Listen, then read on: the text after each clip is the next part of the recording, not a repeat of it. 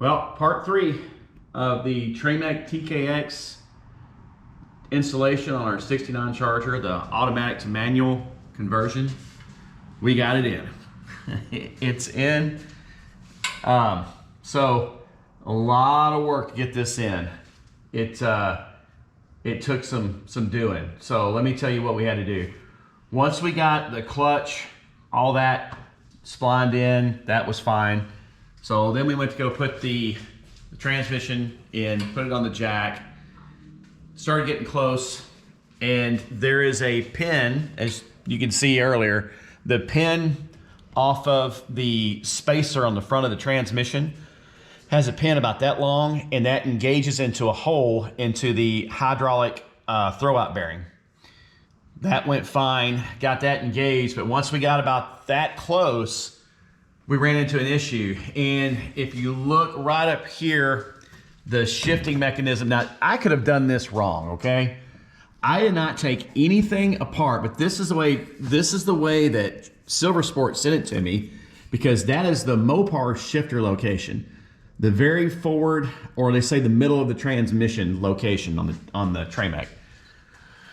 The problem is when you get up close to engagement, that the shifter, where the shifter hooks up to, the lever hits over here. If you look right here, it leaves you no room. And we lacked about 2 inches, maybe an inch and a half.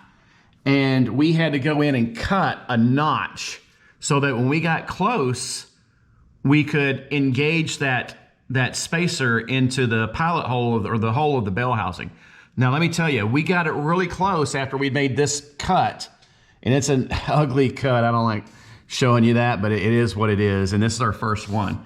So we got it so close, but we still needed room. So what we had to do is we had to uncouple the center link. Some manufacturers will call it a drag link.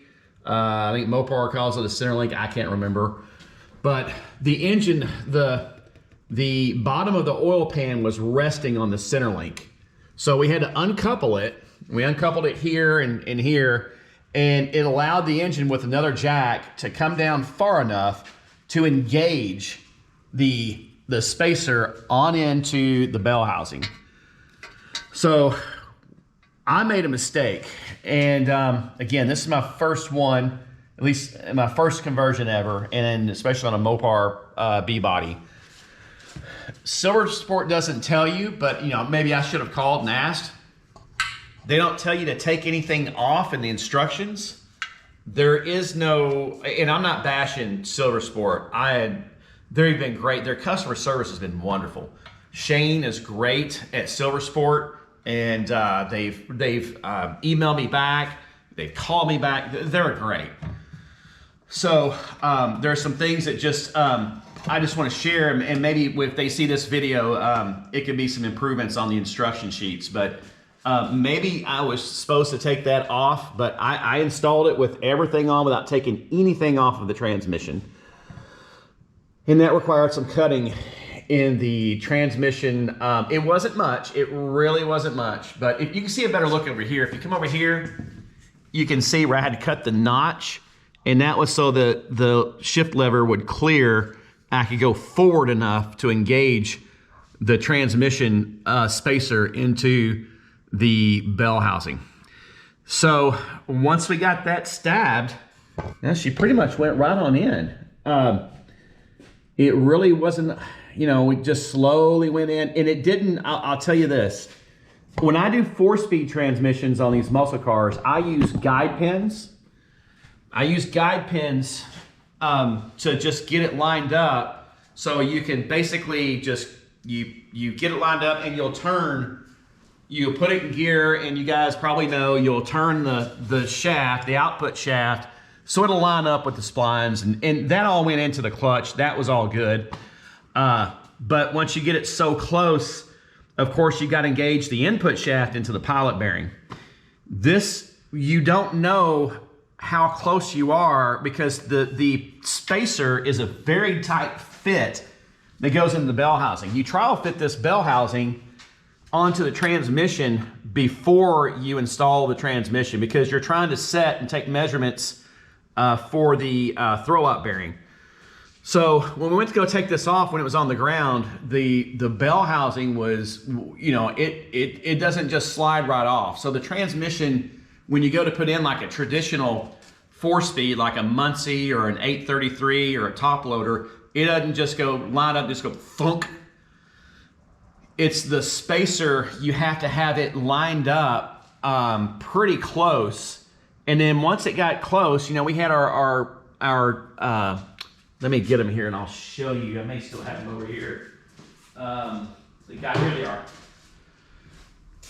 We use these guide pins. If you'll make yourself some guide pins on any transmission, before you put the bolts in, you just put your guide bolts in, and depends on what, you know, thread you have. You just put them in there and line it up the transmission, and it helps you guide it in.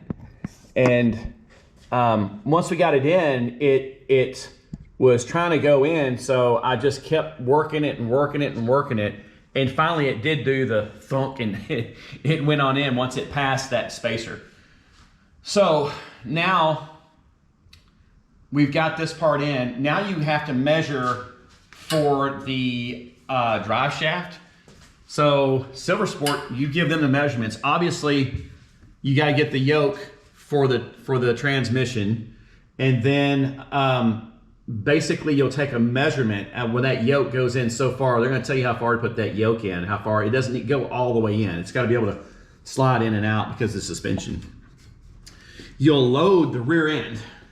When you take that measurement, you really need to take 2 jacks if it's on a lift like this, or if it's on the ground, you can put a jack under here. But you want to load the suspension where it goes up, and where as if you're trying to simulate what it'd be sitting on the ground on the road.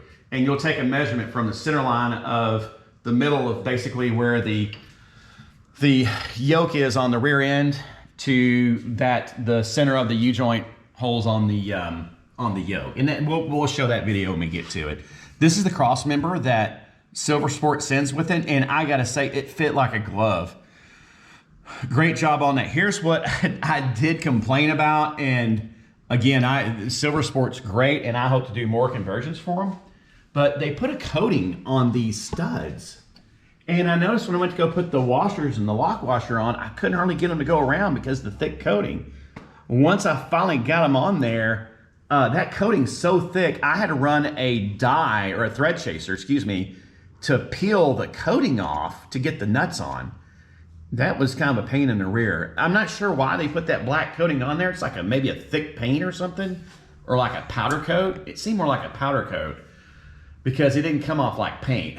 And it might have been the same material that they use on the cross member, but the cross member fit great. I was worried about that, and it just fit on like a glove, and it fits nice and tight. So good job, Silver Sport, on that piece of it. We've got the console out of the car, and we made our cuts from the top. It's best to remove the carpet fully, but we had some nice tools to make some cuts. So now part 4 is going to be pedal assembly, pedal removal, and pedal assembly. Yay! And then the clutch. The clutch hydraulic cylinder that's going to go into, it's got to be mounted on the firewall, obviously, and then it goes into your hydraulic hose coming off the clutch master cylinder will go to this right here. And I'm assuming this is where you bleed it right here. I'm not sure, but there's a fitting right there. Yeah, it's kind of like a set of brakes. So I'm pretty sure that's how you bleed it. Yep. Just bleed it like brakes. You'll pump it up and bleed it. So that's where we're at.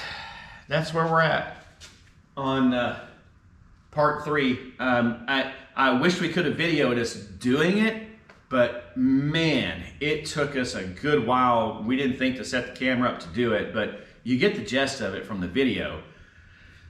You gotta take your time on these installs like this because you're in new territory. Oh, something else. These are TTI headers.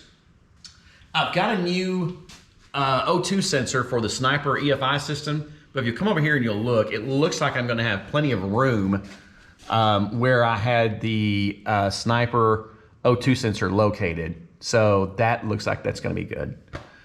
Again, on your headers, it depends on where they're located. The good thing is this transmission is much narrower than the 727 was. And it's much lighter. I couldn't believe, Trish and I here, we picked this transmission up ourselves and put it up on top of the jack, and it was really pretty light. I was pretty impressed with that. So it probably lost some weight with this this install. So I hope you guys, I hope this was helpful. Anything, if you've got any questions, put them down in the comments, and I'll try to answer them, or if I'll try to research it. Anything that you want to know, I'll be happy to share. I'm hoping that Silver Sport maybe sees this and maybe can just kind of, you know, we can kind of share some things with them. Again, when you have a manufacturer like Silver Sport and they support a mod like this, I'm very grateful. I'm very grateful. So anyway, I hope that was helpful. I hope you guys have a great day, and we'll see you on part 4.